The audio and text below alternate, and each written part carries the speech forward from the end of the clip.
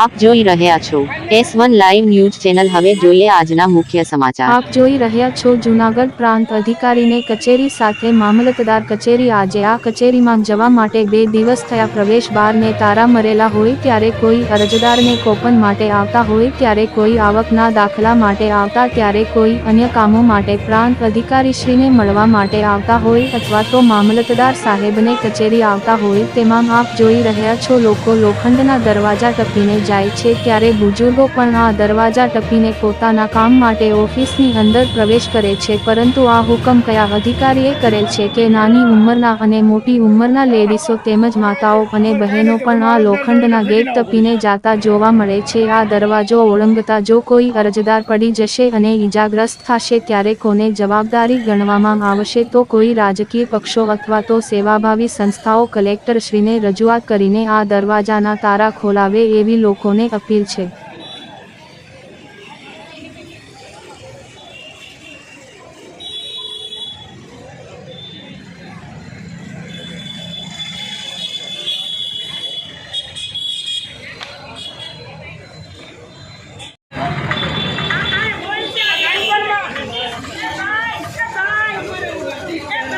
भाई केम तमे ठेकीने केम આવ્યા? આ મિની ખેતની રમત રમાડે એટલે શું કામ હોય ને ક્યાં ગયા હતા તમે? અમે આ મામલતદારનું કામ કરવા ગયા હોય ને। હા એટલે હું કેવી રીતના દરવાજો બંધ છે ખુલ્લો? 2 દિવસ તો આમને હાલે એટલે કે તમે ગયા કોને અત્યારે ટ્રાફિક ઓછો થાય ને ગયા કેવી રીતે? તમે ગયા કેવી રીતે અંદર? ટપીને જવાનું ને ટપીને આવવાનું। ઓકે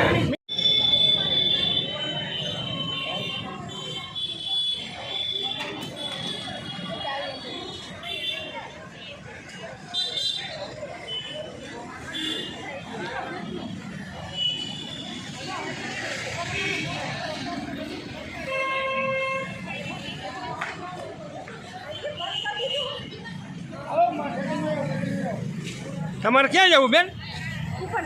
કૂપન લેવા। તો હવે કેમ જાઓ તમે? હે એટલે કેમ ઠેકવાનું? એટલે બંધ છે?